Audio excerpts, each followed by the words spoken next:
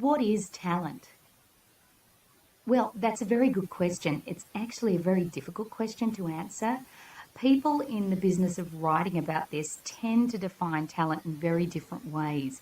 Some define it in a very restricted way to apply only to the people at the very top of the distribution curve, the sort of alphas, the top-rate minds. Some completely in the other direction define it to mean almost anybody in the workforce. It's a synonym for workers, and I think the first is clearly much too restrictive. The second is so broad as to be completely meaningless. I think it does depend on context, you know. If you're in a management consultancy firm, then talent really does mean, you know, high-level analytical ability. If you're in Southwest Airlines, then talent means the ability to be personable and pleasant and crack a few jokes quite often and keep the passengers happy. But more broadly, I think I use the term talent to mean brain power. And I use the term talent worker to mean something like Peter Drucker's knowledge workers, not exclusively, but in general. I think the talent that really matters in the modern economy is the talent to use one's brain, both for analytic and creative purposes.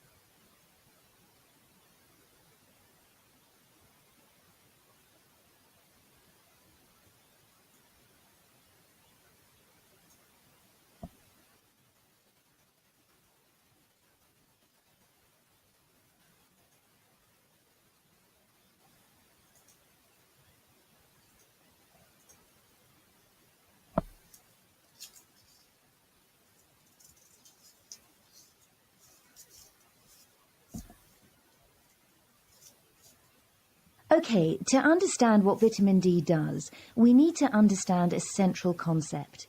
The function of vitamin D is to maintain blood calcium. You probably think that the function of vitamin D is to maintain strong bones and teeth, but it does that by accident. Its real function is to maintain your blood calcium level in a very narrow range. And the reason for that is if your blood calcium level falls below about 9 milligrams per 100 millilitres, then you're going to get into big trouble and die rather quickly. And that's because blood calcium is important for muscle contraction and nerve transmission. And if you don't have enough of it, you can't contract muscles normally. There can't be normal nerve impulses. And this results in a disease called tetany, where you get these uncontrolled convulsions followed by rapid death. Calcium is also important for enzyme activity and blood clotting.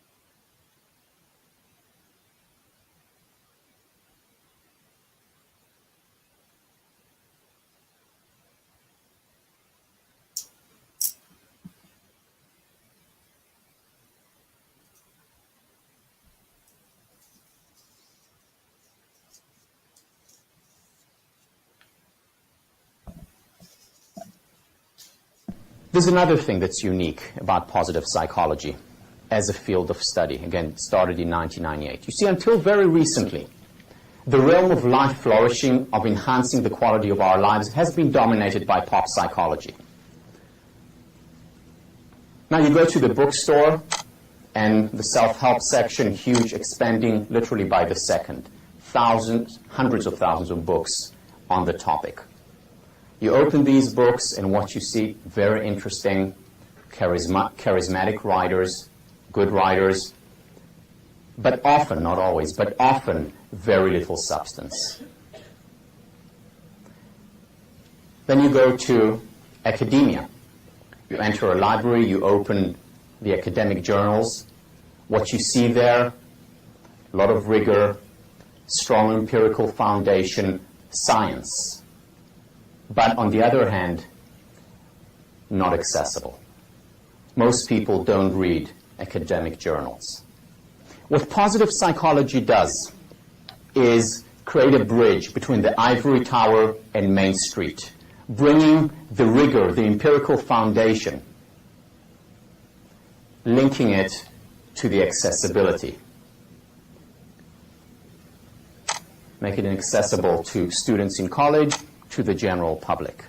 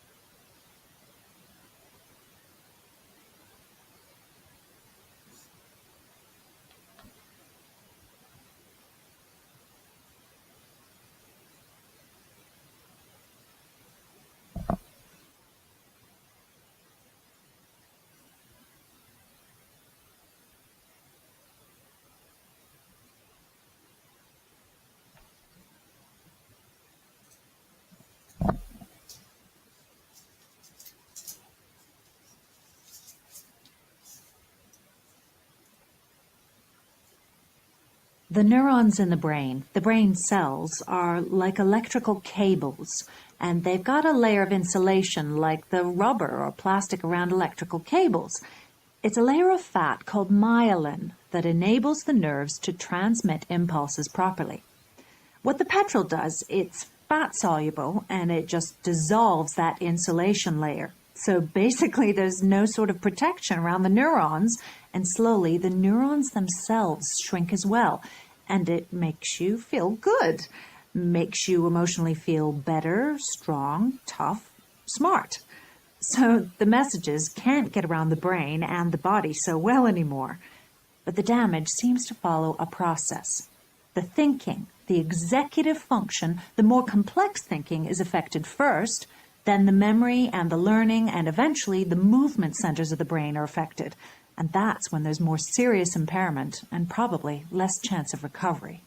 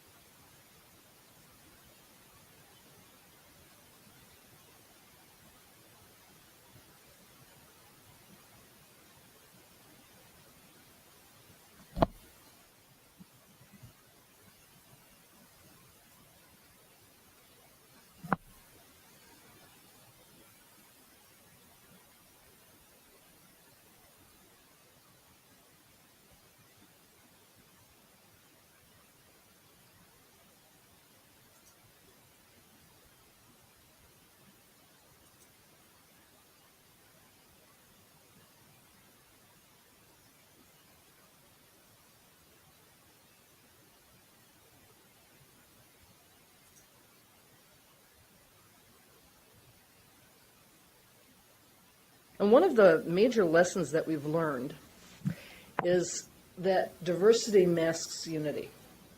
And what I mean by that is that we are so attuned to noticing differences between things, and even differences between people, for example, because it's a tremendous survival advantage for us to recognize a lot of different people and know which ones are our friends and which ones are likely to stab us in the back. It really, really allows you to human beings to prosper. But that keen awareness of diversity actually masks.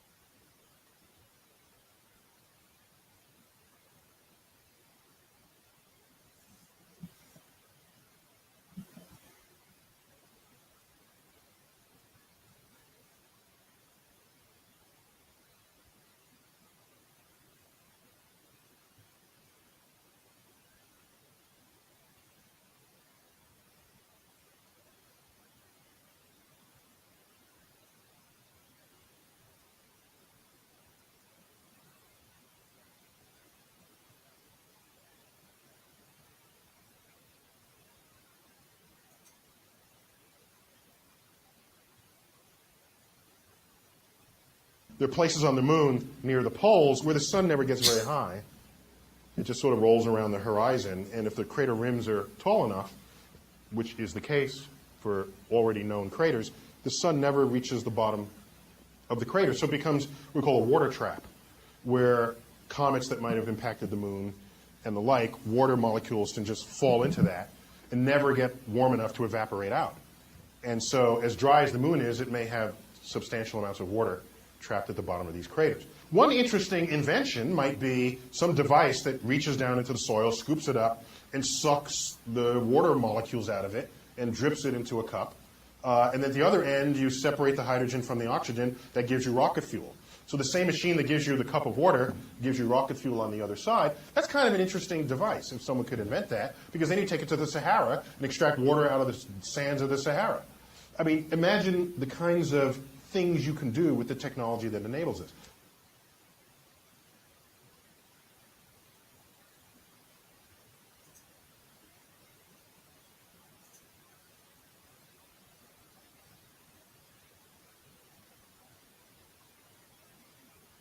Winston Churchill was 65 years old when he became Prime Minister in 1940, at a most critical time in English history.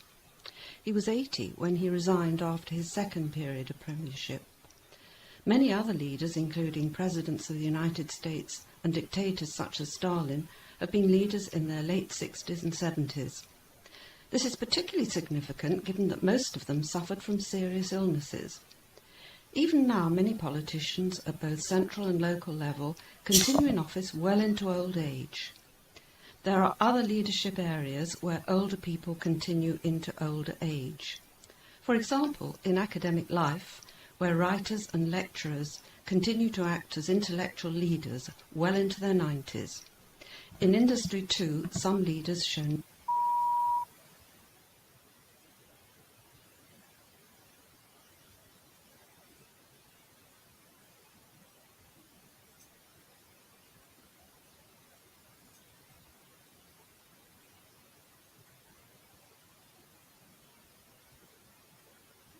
So often when we say the word activist, it creates this little box in our mind that certain people can fit in and other people cannot.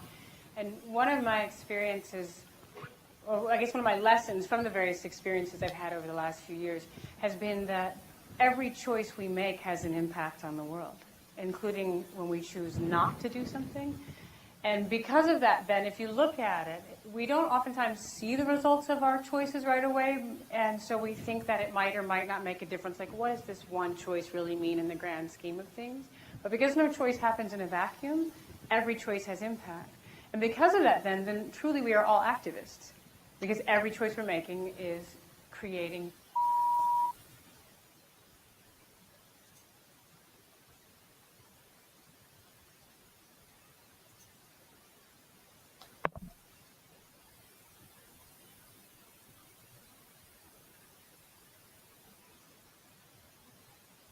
Well, there's a positive obligation on the bank to ensure that the people who are signing a loan guarantee know what they're doing.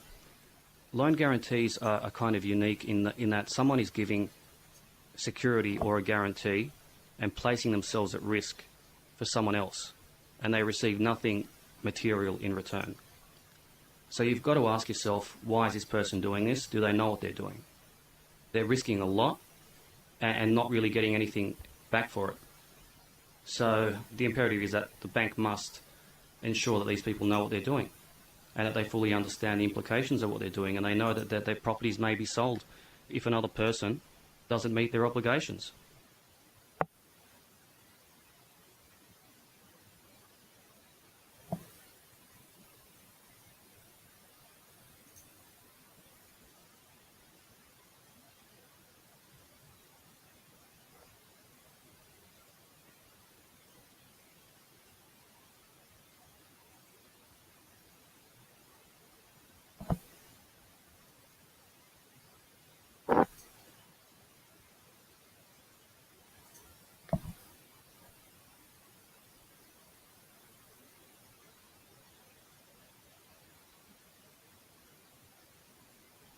For some people, this proposition may seem far-fetched, but ending poverty is both morally necessary and actually feasible. All of us must play a role in making it happen. All human beings want and have a right to live in dignity, to determine our own destinies, and to be respected by other people. Despite the universality of these rights, our capacities to fulfill them vary enormously. And no dividing line is more profound in influencing the quality of our lives than the gulf between poverty and prosperity.